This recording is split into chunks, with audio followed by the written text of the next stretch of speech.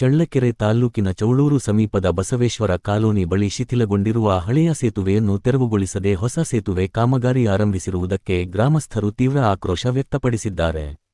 ಸುಮಾರು 6 ತಿಂಗಳು ಕಳೆದರೂ ಕಾಮಗಾರಿ ಪೂರ್ಣಗೊಳ್ಳದೆ ವಿಳಂಬವಾಗಿರುವುದರಿಂದ ಸಾರ್ವಜನಿಕರು ಸಂಕಷ್ಟ ಅನುಭವಿಸುತ್ತಿದ್ದಾರೆ.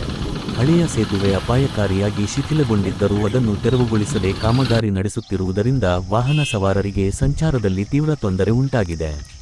ವಿಶೇಷವಾಗಿ ಶಾಲಾ ಮಕ್ಕಳು, ರೈತರು ಹಾಗೂ ಗ್ರಾಮಸ್ಥರು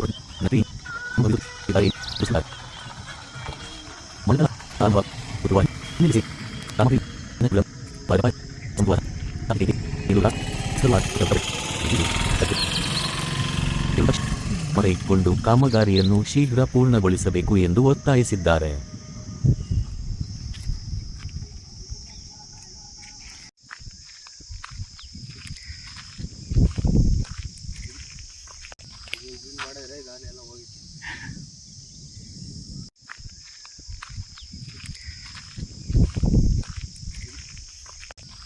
ಮಾಡಿದ್ರೆ ಗಾಳಿ ಎಲ್ಲ ಹೋಗಿತ್ತು.